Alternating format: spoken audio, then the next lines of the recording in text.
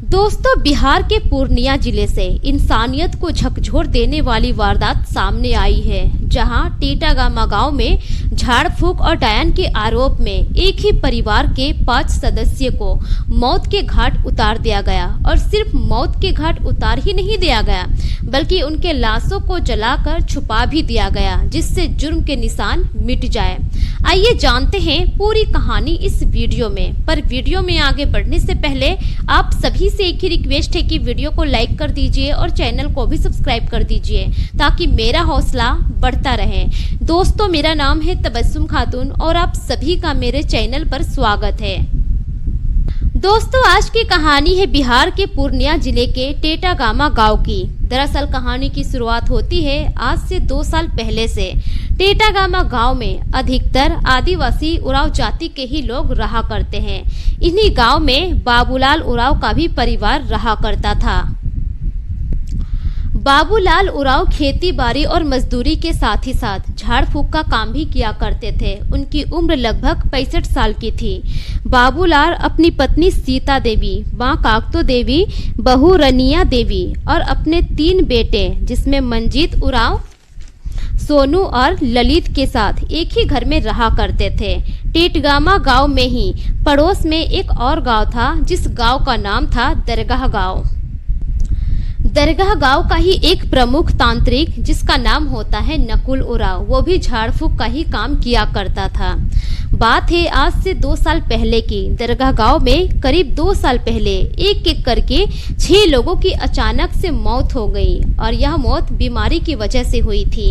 लेकिन लोगों में आशंका आ गई कि इन सभी की मौत किसी के झाड़ फूंक और डायन के कारण ही हुआ है, जिसकी वजह से पूरे गांव में डर का माहौल छा जाता है। अब उस गांव के जितने भी लोग होते हैं, सभी एक दूसरे को हिदायत देते हैं और समझाते हैं कि बाबूलाल उरांव और उसके परिवार में जितनी भी महिलाएं हैं, उन लोगों से दूरी बना लेनी चाहिए, क्योंकि वो लोग ही ऐसा कर रहे हैं, जिसकी वजह से पूरे गांव की महिला, बच्चे उनके घर से दूरी बना लेते हैं। ना उनके घर में आना जाना और ना ही बातचीत, सभी दूर हो जाते हैं।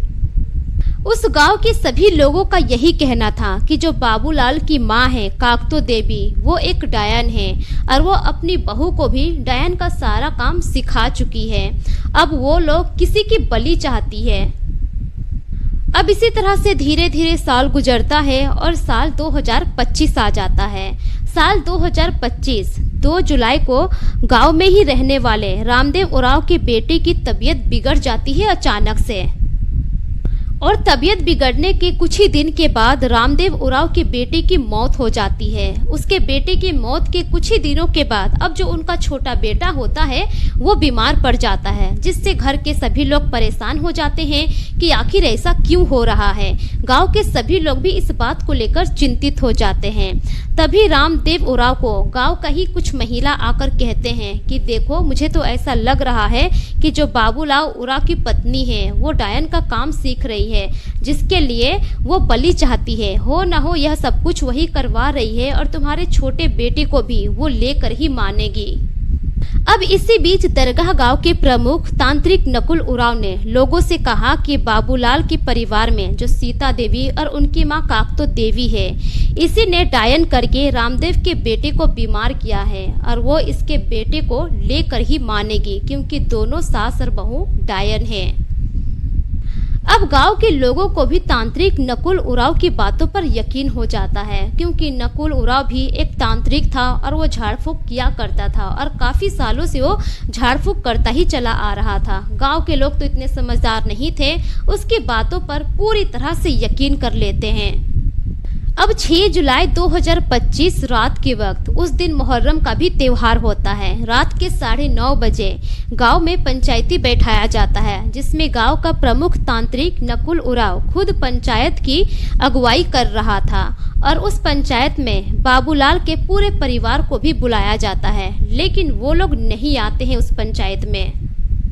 जब बाबूलाल के परिवार में से एक भी सदस्य उस पंचायत में नहीं जाता है, तो उधर जितने भी लोग थे सभी मिलकर प्लानिंग बनाते हैं कि उसके पूरे परिवार को ही खत्म कर दिया जाए।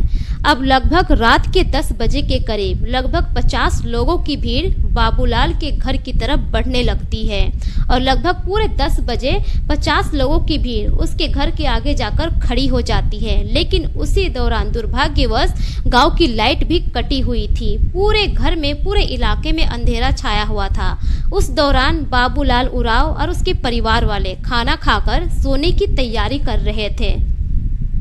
अब जैसे ही गांव के लोग बाबूलाल उरांव के घर के बाहर आते हैं, वैसे ही आवाज लगाने लगते हैं कि जल्दी से दरवाजा खोलो। घर के लोग भी परेशान हो जाते हैं कि आखिर इतनी रात को ये लोग क्यों आए हुए हैं।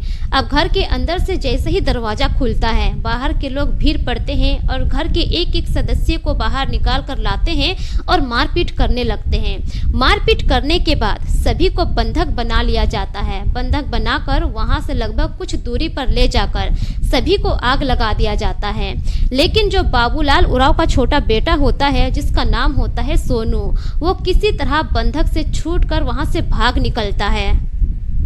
सोनू भागकर अपने नानी के घर चला जाता है। इधर जितने भी लाशें होती है, सभी लाश को वहां से गायब कर दिया जाता है। सोनू अपनी नानी घर पहुंचकर रो रो कर अपने परिवार की पूरी कहानी बताता है कि उसके गांव वालों ने उसके परिवार के साथ क्या क्या किया। अब धीरे धीरे इसी तरह से सुबह का वक्त होता है। जब सुबह का वक्त होता है तो सोनू अपने नानी के घर से ही चला जाता है थाने में। थाने में जाकर वारदात की पूरी कहानी बताता है कि उसके गाँव वालों ने उसके परिवार वालों के साथ क्या क्या किया। अब पुलिस को जैसे ही यह जानकारी मिलती है, लगभग 1 घंटे के बाद पुलिस अपनी टीम के साथ उस गांव में पहुंचती है। लेकिन जैसे ही पुलिस उस गांव में पहुंचती है, उससे पहले ही पूरा गांव खाली हो गया था। कुछ घर में महिलाएं और कुछ बच्चे थे। उसके अलावा गांव में एक भी पुरुष नहीं था। पूरा गांव सन्नाटा पड़ा हुआ था। उसके बाद मृतक बाबूलाल उरांव का छोटा बेटा सोनू पुलिस को उसी जगह पर ले गया जहां पर उसके माता पिता और उसके परिवार के लोगों को जलाया गया था। लेकिन जब उस जगह पर पुलिस पहुंचती है तो वहां पर एक भी लाश पुलिस को नहीं मिलती है। पुलिस वाले छानबीन में लग जाते हैं, सभी जगह देखते हैं, लेकिन उस गाँव में कहीं लाश का कोई अता पता नहीं चलता है। पुलिस वाले भी परेशान हो जाते हैं कि आखिर लाश को छुपाया कहाँ गया है। पुलिस वाले लगभग 11 घंटे तक तलाश अभियान चलाते हैं, लेकिन उसके बाद भी पुलिस वाले असफल होते हैं। उसके बाद पुलिस वाले डॉग स्क्वाड का सहारा लेते हैं। डॉग स्क्वाड को बुलाया जाता है और उसी दिन लगभग शाम के 6:30 बजे एक तालाब से 5 लाश को बरामद किया जाता है। लाश की हालत देखने के बाद पुलिस वाले भी सन्न रह जाते हैं। फिलहाल पुलिस वारदात के 3 आरोपी को गिरफ्तार किया है, जिसमें गांव का प्रमुख नकुल उरांव भी शामिल है। पुलिस की पूछताछ में नकुल उरांव भी वारदात से पहले पंचायत बैठाने की बात को कबूल किया है। और दोस्तों, आप सभी को तो पता ही है कि बिहार में चुनाव आ रहा है। इस घटना को सुनने के बाद बिहार के बड़े बड़े नेता इस पर टिप्पणी किए हैं। बिहार के नेता तेजस्वी यादव और पप्पू यादव ने भी इस घटना की कड़ी निंदा की है। दोस्तों, ये रही पूरी कहानी आप लोगों के सामने। इस पर आपकी क्या राय है, अपनी राय कमेंट सेक्शन में जरूर दीजिए। इस कहानी को सुनाने का मकसद किसी के भी भावनाओं को ठेस पहुंचाना नहीं है, बल्कि मेरा मकसद आप सभी को सतर्क करना है, जागरूक करना है, ताकि आप अपना और अपने परिवार का ख्याल रख सकें। मेरे पिछले वीडियोस में जितने भी लोग कमेंट किए हैं, उनके नाम कुछ इस प्रकार से हैं। असलम साद गोपालगंज बिहार से, मुकेश कुमार रजब कोटला नई दिल्ली से, संजय बहादुर गढ़ हरियाणा से, अबू सैफ अंसारी कुवैत से, अयूब अंसारी यूपी से, शिवनंदन सिंह, यूएस तिवारी हर्ष तिवारी यूपी से, जय सिंह सोनीपत हरियाणा से, सुरजीत सिंह यूएसए से, मोहम्मद अहमद मोंटी चंडीगढ़ से, हिमेश धीमन पटियाला पंजाब से, मास्टर शरीफ नगीना टेलर वजीराबाद दिल्ली से, एमटी आलम अररिया बिहार से, मोहम्मद नसीम कोटला पाकिस्तान से, प्रदीप कुमार दिल्ली से, नरेश पटेल हरियाणा से, बिक्की राय माझी काठमांडू नेपाल से। दोस्तों, अगर आप लोग भी अपना नाम मेरी वीडियोस में सुनना चाहते हैं तो अपना नाम और अपने राज्य का नाम कमेंट सेक्शन में जरूर लिखें, ताकि मैं अपनी अगली वीडियो में आप सभी का नाम ले सकूं। मिलेंगे फिर एक नई कहानी के साथ, तब तक के लिए शुक्रिया। जय हिंद।